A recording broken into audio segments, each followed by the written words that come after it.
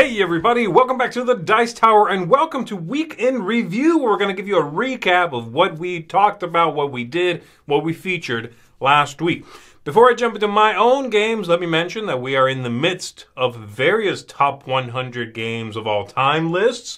So make sure you are keeping up with that. And if you haven't started watching them yet, it's the perfect time to go back and catch up. There are three people teams that are doing their top 100s.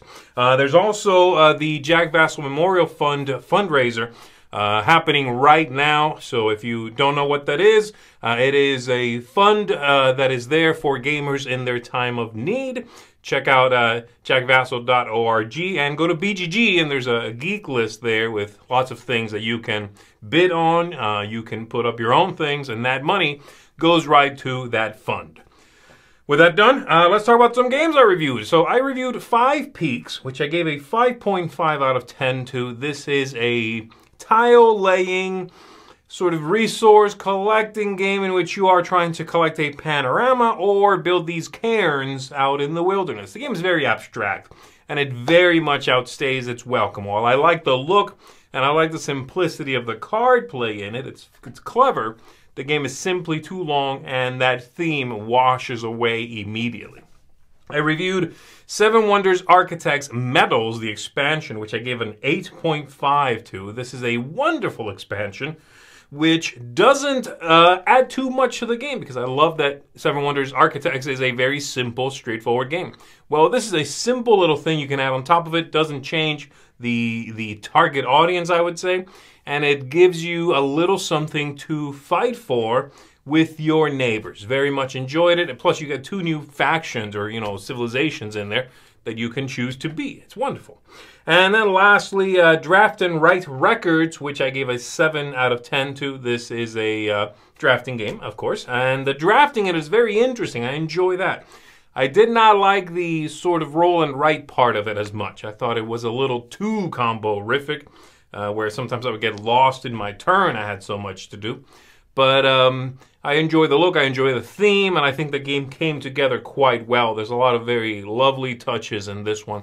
So that's Draft and Write Records. Let's see what everybody else has to say.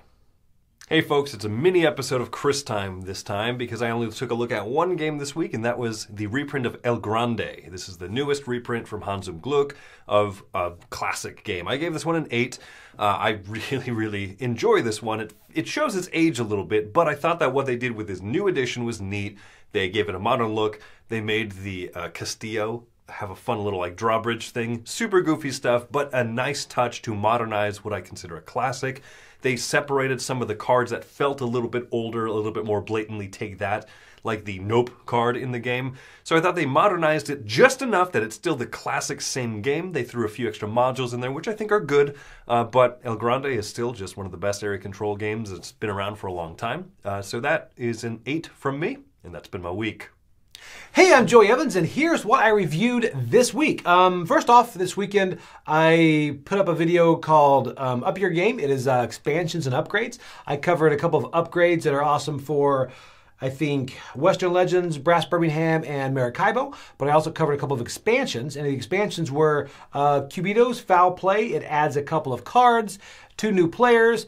I liked it. If you like Cubito's, this is, I think, a great thing to add to it. Just gives you more variety. I came in at an 8 for this. And also Tiny Town's Architects. Tiny Town's Architects adds, again, more cards, doesn't overcomplicate anything, and also it adds, this is one of the best things. Well, the dry erase thing is pretty cool, but it adds stickers that you could put on all those meeples. So very interesting. I gave it an 8 for this. Then I did Draft and Write Records. Draft and Write Records is a roll and write, and it's got a lot going on. Kind of think Hadrian's Wall, but with one sheet. So I like this a lot of interesting decisions. Came in at an 8. And then Seven Wonders Architects. No, Seven Wonders, yeah, Architects Metals expansion. So that one is just adds a metal in the middle. I think, again, we're killing with expansions. This adds just that little element, little progress tokens, little metals. This is great. They came in at a 9.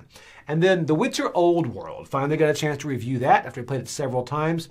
This is a great game. It has a lot of interesting decisions, deck building, movement, miniatures. I came in at a 9 for this. So this has been a good week for me as far as rating-wise. Everything here is really good. So those are the games that I reviewed this week. All right, this week I took a look at 3 different games. First up was 5 Peaks. I came in at a 5 for this game. I was originally drawn in by, the theme. Of course, I love hiking, I love the outdoors, and I think it has a gorgeous cover. Unfortunately, the game play itself is pretty abstracted.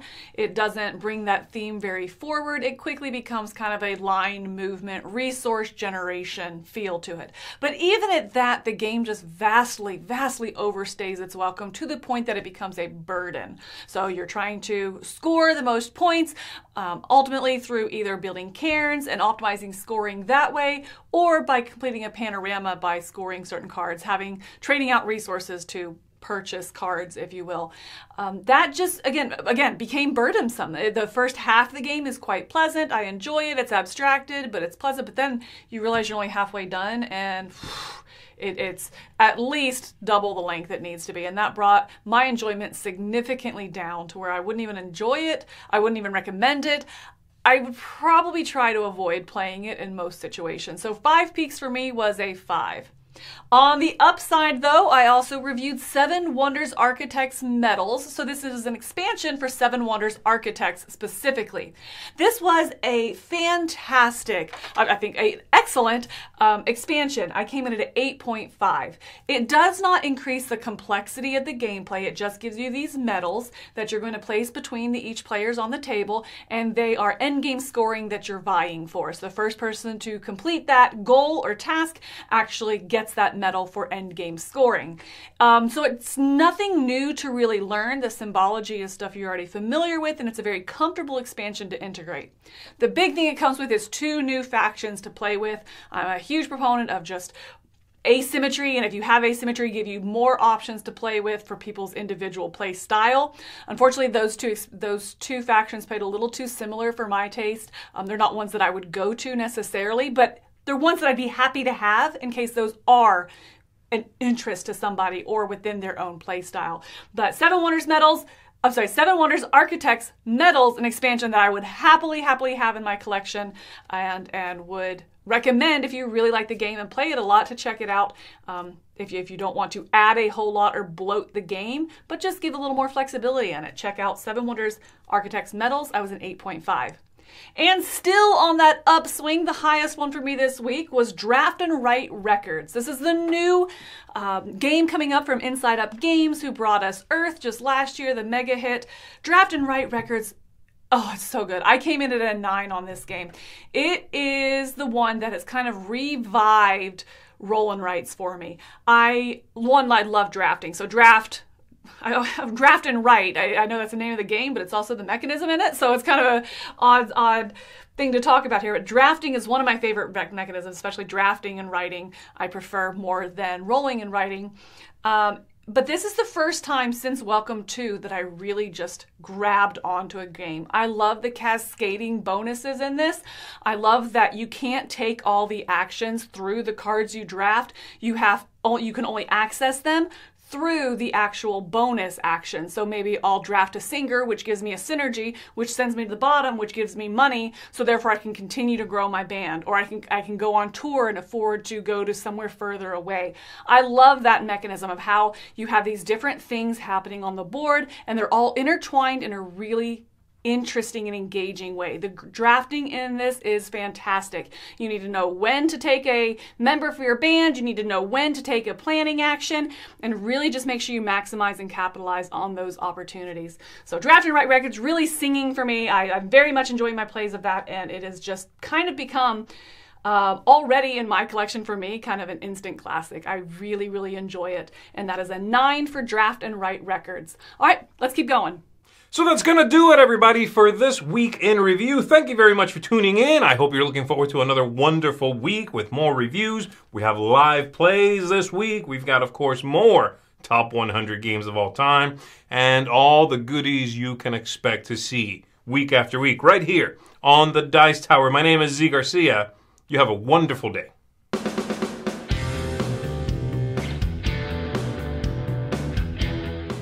Hey, if you like this video, then maybe you'll also enjoy Board Game Breakfast, a show that we do every other Monday morning featuring a bunch of contributors from all over the place. We also do Eye Catcher segment where we talk about something in the board gaming space that we found on the internet, and then also we do a top 10 list about all sorts of different topics, normally board game related or something weird, but then also we have a pick from the audience as the #1 of our top 10. We also like to take a flash from the past. We go through some old school games, so older games that don't get to be talked about very much. We pick one of those every week. And then archives, where we take an old Dice Tower video, we watch it, a little bit of it, discuss it, and just kind of see, hey, what was it like in the past? And then we also take a look at a question from the mailbag, questions that you all send in through the Discord channel. We answer it and discuss it. So come check out Breakfast every other Monday.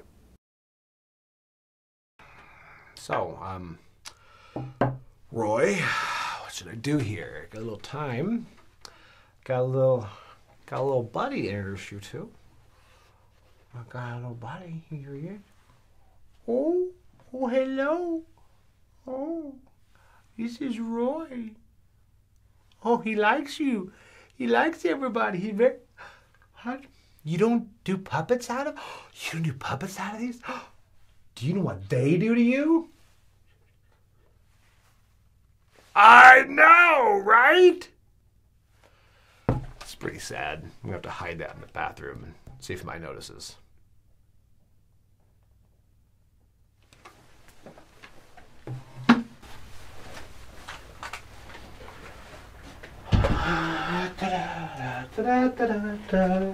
I did it! What are you wiping in here? I might have brought props. That's disgusting. Can you sanitize the memory card before?